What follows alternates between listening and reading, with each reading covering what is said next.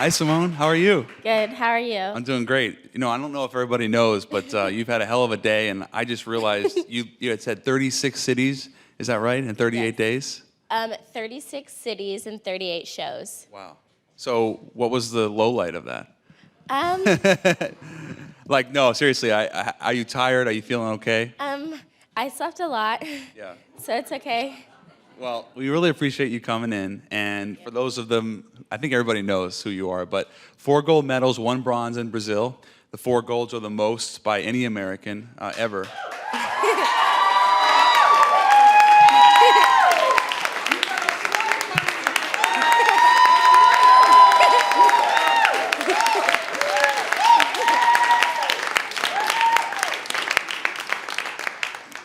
Gymnastics is such an interesting sport for a lot of reasons. One of them being that for a lot of fans, it's a 4-year sport, and we don't get to watch it maybe every 2 years with the Worlds and then 4 years for the Olympics. So what was the most exciting part for you that maybe surprised you from the recognition you got so early on? I think the most surprising thing so far was at the Olympics, it didn't feel like the Olympics. Like Worlds felt like Worlds. I was terrified. I was nervous. But then the Olympics, I was just out there and I was like, okay, let's go. Let's do this. It didn't feel like the Olympics at all. So you're around hundreds of other of the best, thousands of the best athletes in the world. Was there a point for you where you felt like this is really real now, maybe when you saw like LeBron James or somebody like that? Yes, definitely seeing all the other athletes in the village. It opens your eyes and you're like, okay, we are here. This is the time. Like you never thought it would come, but it did. And then I don't know, it just is like so cool. We did pin trading with all the other people. Like you don't say hi to people, you just say trade, pin. It was like a second language. It was so weird. Because there's all these other languages there, and you just, Yes. it's like a known contract. Yes. Was there a moment for you when you got there, maybe, you were there the whole month, right? Yes. So at what point did competition start for you, and what was the training like when you were there before the competition actually began? So I was gone from home for a total of 5 weeks, I think. So we started in the U.S. We had a 10-day training camp. Then we went over to Rio, and we trained for a really long time. But, I mean, we all had such good training, and everything was pretty consistent. So we were just, like, waiting for competition to come. We were just so ready for it. 4 years ago, the name that a lot of Americans fell in love with was Gabby Douglas, obviously Nastia Lukin, who you've been your teammate, a lot of big names, but then you come onto the scene with tremendous expectations at 19 years old, which is a lot. Was there a point for you before the games when you were very nervous or during the games? As soon as it was New Year's and it was 2016, I had a freak out moment and I swore I lost every skill I had ever done. I went into the gym clueless. I couldn't remember how to do anything. And I just kept having mental breakdowns because I couldn't do any skills that I could do the day before.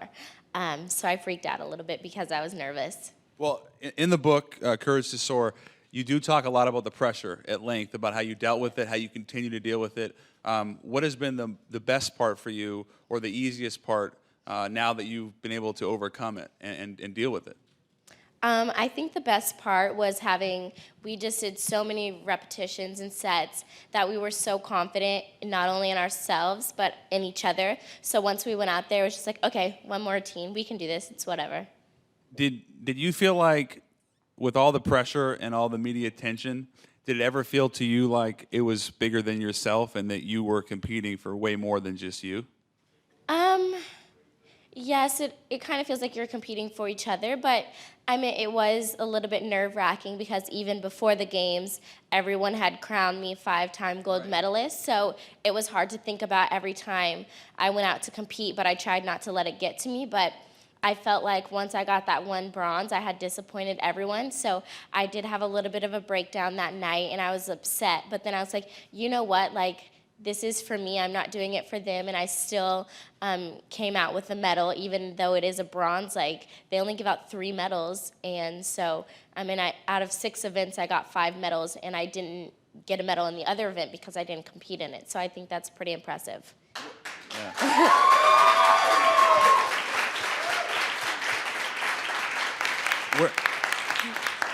Where do you have your medals right now? Do you wear them? No.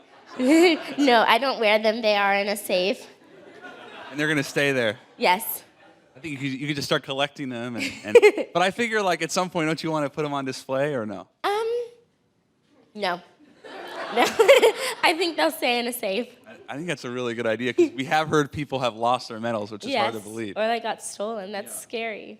In 2011, it's all this great success now, but I think it's so important, the journey for you. Again, in the book, a lot of it is not just about the result, but it's the process, which is really important, especially for maybe young gymnasts. In 2011, you missed the cut by one spot at the Worlds, or was it national? Was it the Nationals? Yeah, it was to make national team. Make nationals. So obviously, again, you're very young. You missed the cut, and then in 2012, you decide you're not going to go to London, even though you wanted to. And in 2013, you overhear a coach telling one of your teammates or one of your other coaches that you were overweight. So there's a lot of things 3 years in a row that did not go your way. So in 2011, I was a junior, and you make national team. And once you make national team, that's how you get assignments and everything. And I missed the cut by one, so I was really disappointed because I wanted to be on national team so I could go represent our country, but that didn't happen. But it worked out for the best. I worked harder so that the next year there was no guarantee. So there was a guarantee that I was on the team. And I made it happen in 2012. And then I was too young for 2012, so I was like, it's fine. Like, I still wasn't ready. And then in 2013, I had a really bad meet. You could look it up. 2013 Classics. It was real bad. Well, you in the book, you go back to the classics all the time, the classics. So what happened there? I died. I fell almost on every event. I didn't even compete vault because my warm-up was so dangerous. My coach was like, absolutely not. And then I landed on my face in my floor routine. It was really bad. That wasn't as bad as the B, but we can get to the B in a minute. Because the B, if people haven't seen, that was a pretty fascinating situation where you were attacked on stage. Yes. So after that competition, someone was like, you're just too overweight. That's why that happened. Like, you're fat. And so I went behind the curtain, and I was crying because I'm a very petite girl, and I don't find myself as fat. I feel like I'm very much in shape all the time. So it was hurtful to hear that, even though I knew it wasn't true, and that wasn't the reason why I just had completely an off day. So yeah, it was pretty crazy. For you, after that, you went and saw a sports psychologist. Did that do anything for you, or were you embarrassed by it? Because it's not an easy thing to do for athletes. Yes. I was a little bit nervous. So whenever I go, I have 1 hour sessions. And the first time I ever met him, I sat in his chair, and I had my arms crossed. And he kept asking me questions and asking me questions. And I would pretend like he wasn't even there. I wouldn't respond. I wouldn't look at him. He's like, can I ask you a question? Why aren't you answering me? And I was like, because I'm not crazy. I was like, I don't need to be here. And he's like, are you serious right now? I was like, I am not crazy. I want to leave. He was like, just because it has the word psychologist in it doesn't mean you're crazy. And I was like, really? I was like, because I think people think I'm crazy. And so once we got over that, then I started opening up, and I felt really good about it. That takes a lot. Again, at your age, I don't think people realize how young you were and how young you started. At what point for you, Simone, did you realize this is what you wanted to do with your life? It was in 8th grade whenever I made the decision for my high school career, or my high school years, to start homeschooling instead of going to public high school. Was the homeschool process for you ever a challenge in terms of not being able to experience the dances and the daily rituals of high school life for regular kids? I was a little bit sad all the time. I kept asking my mom, figure out something. I think there's a way I can go to public school and do what I'm doing.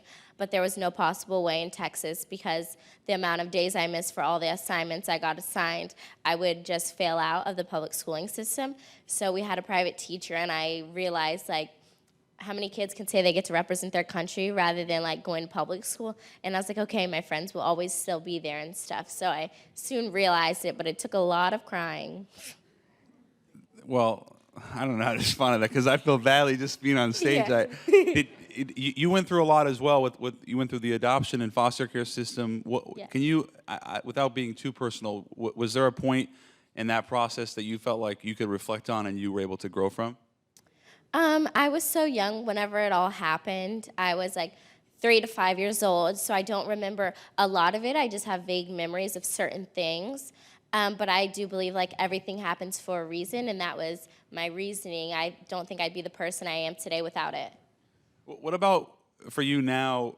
You know, for you, I imagine Dominic Dawes was somebody that you looked up to, but there's not a lot of women of color in gymnastics. At least there weren't. There are more now. Do you want to be that role model for younger women? I do, for all little kids out there inspiring. That's why I love tours so much, because you get to interact with the kids a little bit more rather than just being so serious whenever I go to compete. So I think it's an honor for me to have these kids look up to me as a role model. Is there, going back to the pressure, do you ever feel like sometimes you can't just be you? Maybe, you don't want to smile, but you have to smile, or you don't want to do an interview, but you have to do it. Is that a challenge? Not necessarily, because I feel like all these opportunities we're given, they're an honor to even get, just like it is for us to represent the country. So I feel like I don't look at it as a downfall, and it's like helping me. So I feel it's a good thing to do. With all the success you've had, one of the issues you had early on was with the bars, and you literally say in the book that your first instinct was, I think it was the quote, to avoid, like, at all costs. So how did you overcome that with the bars and then also turn it into a strength? Because you also say maybe you could just be a specialist with 2 or 3 other events and avoid it altogether, but you didn't do that. I quickly learned that me and the bars did not get along, so I would try to avoid it all the time. Like, I would get kicked off of bars, like, on the daily, and I realized that wasn't helping my gymnastics career and what I wanted to do. And I did want to be good at bars. It just, like, I couldn't do it. So then I realized if I don't like bars, then I dread going to it every day and every day. So I was like, okay, I need to stop not liking bars, and I need to work extra hard on it. So I started doing like privates and extra hours and doing basics to get everything better, and it started to come along. And even though it's not my favorite thing to do, I enjoy it a little bit more, and I think that's why I've improved so much on the event. Because isn't it easy for an athlete, especially at your caliber, just to do the things that are easy? Like you said in the book, that there's a lot of things in gymnastics that came really easily to you. Yeah. It's so much better, at least on a day-to-day basis, just to do your strengths, right? So when you're working on a weakness, is there anything that you could draw from that to help you with maybe other events, or being that you talk about being that complete gymnast? I mean, it's got to be more than just doing the things you're really good at, right? Yes. I figured that everyone has a weakness in anything that they do, and bars is my weak event. So I have to work extra hard, and if my friend was weaker at floor, she had to work extra hard at it. So I figured that bars was just my weakness, and I needed to work extra hard rather than avoiding it. Take us back to the high school process when you were thinking about going to college. You talk, maybe University of Alabama, UCLA, 2 of the premier, really elite gymnastics programs in the country. You were going to go to UCLA, and you committed to UCLA. Why did you decommit, and what did you learn from that process? So I had 2 choices. 2 of my favorite schools, Alabama for the gymnastics program, and UCLA as well. And I made the decision to commit to UCLA because I love the coaching staff. I love the girls of the year I was going to go with. They were all national team members, and I really just loved the whole entire atmosphere of California. And so I committed, and then a couple months later, I called Miss Val after The head coach. Yes, the head coach. After tons of crying and tons of calls, talks I meant, and I decided to go professional, so that's why I couldn't compete for the university anymore. And it was a very hard decision. I couldn't stop crying, but she understood, and until this day, we still keep in touch, so it makes me feel better. She said to you, I knew when I was recruiting you, even when you were going to sign, that I could lose you. Yes. And the misery of that was not going to maybe overwhelm the fact that she had to build this relationship with you. So you guys, like you said, you're still close with her, even though you didn't go to school. Yes, because in her eyes, she still won me because I committed to UCLA. Right, so to her, I'm still a Bruin, which makes me feel really happy. And you even say maybe you'd go back to school at some point to UCLA, because you are a Bruin. Yes, I still want to go to UCLA and hopefully help out with the gymnastics team in any way I can. So what's the process for you now moving forward? I know that you're not going to compete in the near future. You've been doing the book. You're going to do the book tour. Give us a sense of the next 6 months and then the next couple years as you get ready for Worlds and then Olympics again in 4 years. Yes. I won't be competing for at least a year and a half. I'm going to take some time off from the gym just so that I can go out, have fun, and really just embrace the moment that we have and especially vacation, because I couldn't do that before with how much I trained. I was always in the gym. And I think my body needs a rest. It's breaking down on me for a little bit, but I'm excited, and I can't train 100% while traveling as much as I do. So I feel like it's the right decision to take a little bit of a break. Is there a part of you that can, enjoy the process now of just relaxing? I mean, Huff Post is all about finding balance, so you're at the right place. No, I'm really excited. I get to take a break, spend more time with my family, my sisters, my siblings, and just kind of, I don't know, just do this stuff. And I have another book tour in LA and then one in Houston, so. What has been the response from maybe people that weren't gymnastics fans, or you've kind of turned them into gymnastics fans, Americans that are so proud to have you representing them? That's got to be a really good feeling. It is a good feeling. I hear about it all the time, how excited they were to watch me and how it was a privilege and everything, and I understand that because I was a little girl once and I was super excited to watch. So it's always good to hear good feedback. Do you recall any of the times you were on stage when the anthem was played and what that meant to you?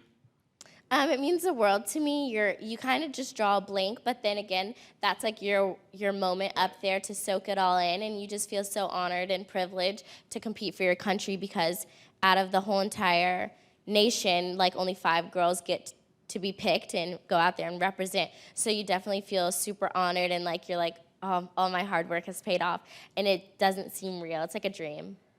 And if you look 4 years down the road, what is there? Can you set goals now? Do you set goals for yourself? How do you go about that?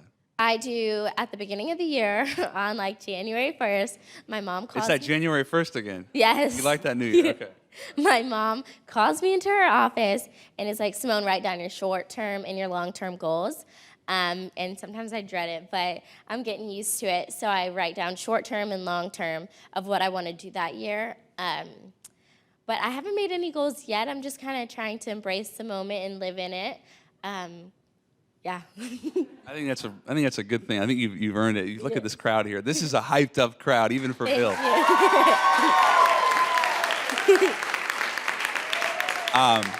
Yeah.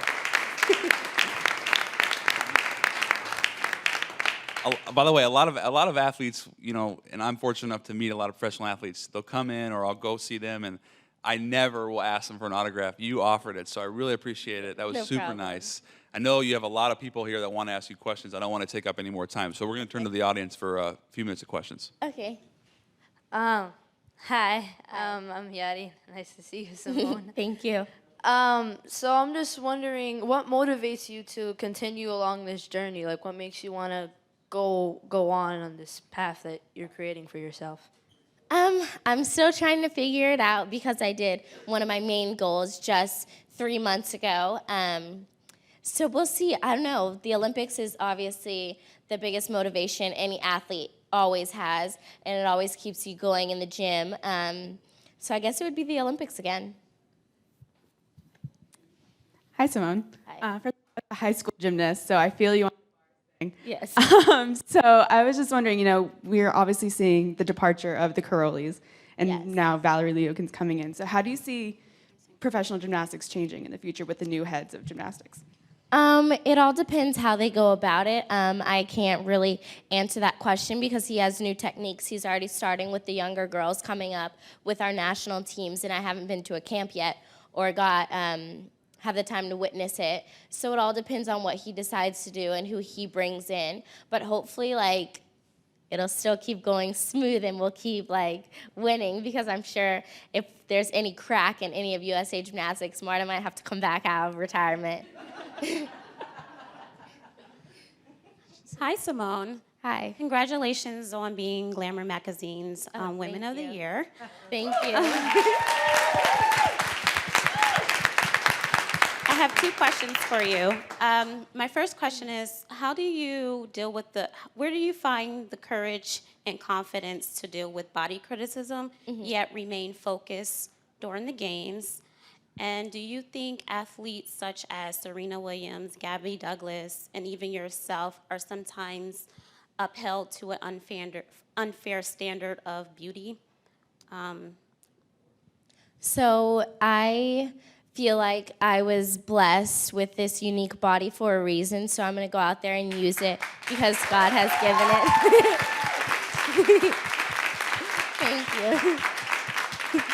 Thank you. Because God has given me this body for a reason, so I use it to my advantage. And I feel like now, like, muscular girls everyone wants, like, a muscular girl. Like, I think it's also beauty as well. There's so many different body types. So I think that's different. And I think as for Serena, me, and Gabby, I don't think it's necessarily any different because I've never had to deal with it. But I'm not sure how to answer that. I think you answered it great. And also going back to the point in 2013 when you overheard a coach saying that, I mean, this is not something that every athlete has to go through. And Yes. you look at yourself and you went through it and you were able to overcome it. That's all you can do. Yes. I think we have time for one more. Hello, over here. Hi. First of all, I just wanted to thank you for the free book. No problem. I'm actually going to pass it down to a young aspiring gymnast that I know. She looks up to you, and I pretty much think this is going to change her life. So thank you for no problem. making that happen. My question is, what was the collaboration process like with Michelle? Yes. She was very easy to work with so that I could express everything I wanted to in the book comfortably. So Your co-writer. yes, my co-writer. So she would always come to the house, or I would do phone sessions with her, and I would talk with my parents to see how comfortable of everything I put in the book I was with. So I don't know, it was a really good relationship we had. I trusted her, and she's very good at what she does. So me and my whole entire family trusted her and put everything we wanted in the book we felt very comfortable with. And I think that's going back to that to close. It's not just a gymnastics book. There's obviously a lot of that in there, but it's a lot about life and the drawing from the negatives and overcoming that. And like you said, everything happens for a reason. So we really appreciate you coming in here, Simone, No and problem. come back anytime, obviously. Thank you.